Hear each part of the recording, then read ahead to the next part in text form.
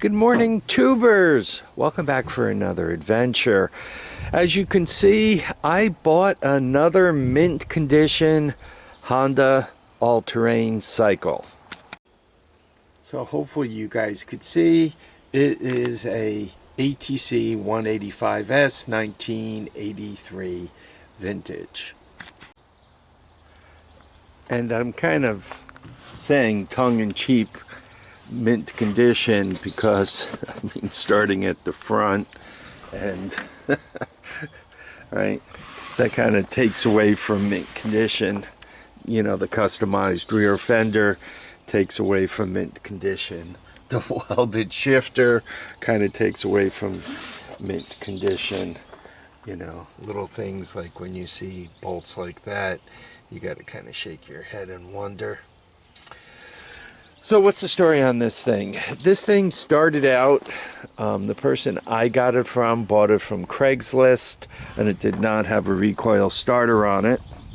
So he bought a recoil starter from eBay, and I don't know if he was using this as a remote starter, and by remote starter I mean just putting it up against there, starting it, and then putting this back in the trunk or on the ground or whatever and riding it, and when he needed to start it again, he would go get this, or if he had this and misplaced the bolts and was using it that way at the end, or I'm not quite sure what that story was.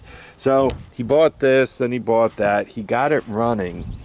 He said once again it was in mint condition, and he was out riding, and I guess there was a milk crate or something sitting here, and this thing was kind of dangling about, and somehow the tire caught it and dragged it up and snapped this off. It's been snapped off for a while. You can see the way the plastic's oxidized on the edge. This thing came with an intact seat. For the 185, for this kind of seat, you guys don't know how rare it is to find one of these with an intact seat. The seat pan on these things, if they're left out, and between the type of material they make the seat out of and the way the pleather goes underneath and so forth, these seat pans completely rot out. And a lot of times you still have the seat cushion and you have the foam, but the metal is completely gone. And the seat falls off because there's no metal underneath, right? There's nothing to hold the foam or the seat cover to the plastic. The metal literally rots out completely.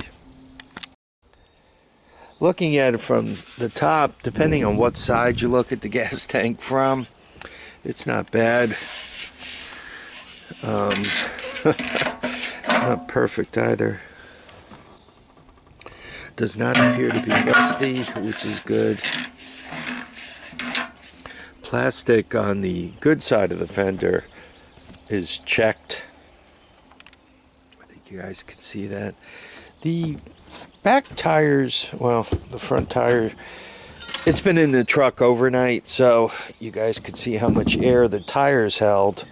The back tires seem to match from a tread point of view. I guess this was a very common tire. I don't know if they sold them at Walmart or Sam's or both, but this one's buffed out pretty good. This one's also kind of flat, and then you got this one with a lot of thread on it, even the little things on the side. So I don't know, maybe they were this tire, this version of tire, the partner of this tire was here and popped, and they replaced it because this one, once again, with the thing sticking out the side, I think is newer. So though they are matched, from a wear point of view, they're not matched. Yeah, that's got a split rim on it, and this has doesn't have a split rim. It has a welded rim. So obviously the back tires are not matched. That back tire matches this one. So at some point one of the tires was borrowed. This thing is a hardtail, obviously. And these tires, not so even flat, right? These are almost run flats. They're really not very flexible. So as a hardtail, this thing will ride real hard with those hard tires. Normally what they do is put more of the balloony version of the, I think that's called the chevron thread. I think knobby thread, actually. They normally ride better with that. So quickly looking over the motor, I'm not seeing any real obvious troubles. I'm not seeing oil on the floor of the truck. All good things. There's some wear there. Luckily it does have the cap for the adjuster. Generally speaking, I haven't noticed any death floating around, any of the silicone death floating around as wannabe gasket material. One of those is busted off. Right. The chain is loose, but so are all the bolts holding the rear axle in, right? At least all 4 of them are there.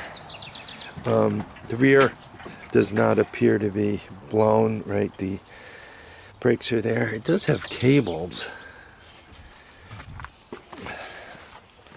I don't know if it actually has brakes. They're a long way down if they're there.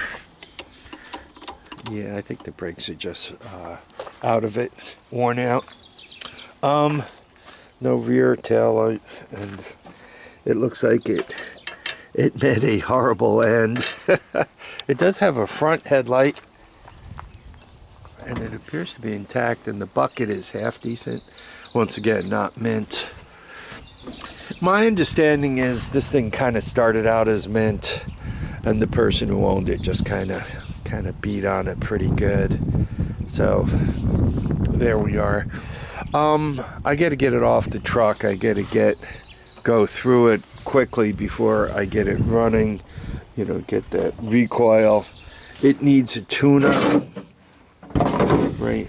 You got your 2-cycle weed whacker handle here, but it doesn't always return. It does appear to be functional. It also came with this extra exhaust system. I'm not sure what it's off of. Well customized with wire hangers, snapped brackets, custom bending, and baffle removal. I don't know if anyone recognizes this offhand. I saw some, oh, there it is. Honda Nelson HM HN6-A30. I guess I could look that up and figure out what it goes on. Really not caring too much. So what did this beauty cost me? This beauty cost me $550. Once I got there and looked, we kind of negotiated through text. If I would have got there and looked at it before I made my final offer, I probably would have worked on the price a little bit more, because, you know, welded shifters brings it down. In my opinion, it brings it down a lot. I'm not quite sure why I'm so cranky about welded shifters. I mean, before I could take this engine apart, I gotta cut this off and then dig up another shifter somewhere.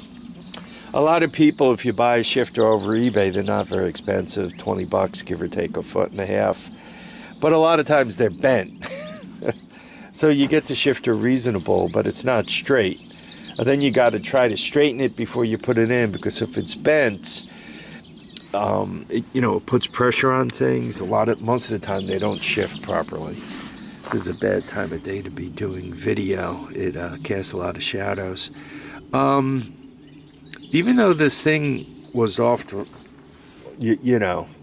mudded, it was mudded quite a lot, and the peg isn't too bad. Things appear relatively straight. I'm not seeing thing's all bent up.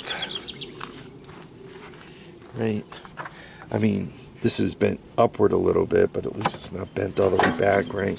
That's not bent. The forks don't appear to be bent, right? The gas tank's not all stoved in where this came back for it. Just have the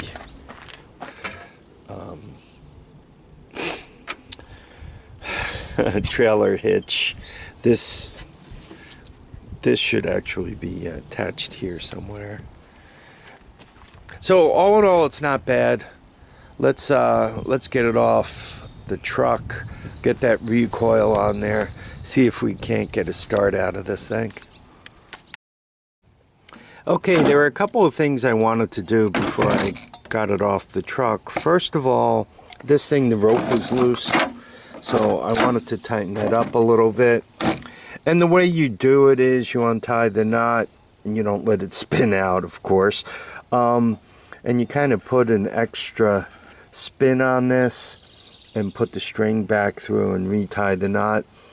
I find it easiest when you're doing that is to pull out extra string, tie a knot in it, you know, down here, so you're not always fighting it, and then put through and put the knot on. So that's the first thing I did. Then I went through the hoard and I found a bunch of hex bolts here to put the recoil back on it. It's just easier to do while the thing's up high. That way I don't have to bend over. The seats popped off and he was running it without an air cleaner. That's never good, you know. Those cheap China air cleaners aren't great, but at least there's something. So I kind of wish something was in there. I mean, the cover wasn't on either. So I took a look at the carb, and the carburetor is a even, I don't know if you guys could see all the way up there to see it, but it's got that big bolt on the bottom, that big plug on the bottom. So I'm not quite sure what to make of that, if it's the right one. There's no muffler here, obviously. And one last thing, this is an 83. Did they have a compression release in 83? Anybody own an 83 since it was new? It's kind of hard to figure these things out on these almost 40-year-old bikes, right? The engine could have been changed somewhere along the lines. Right, this doesn't have the hole to run the cable, but the head does. I mean, I mentioned that came from a that was bought on eBay, but I think that's the right recoil for 83, and this may be the wrong engine.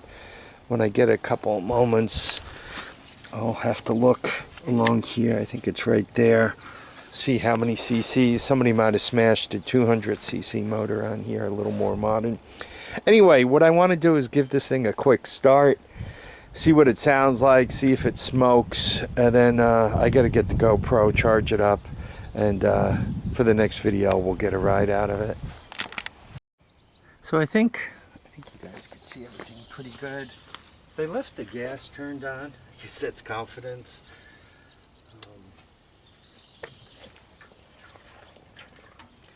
Make sure it's neutral. It seems to have a downshift pattern. That's a good sign. Run.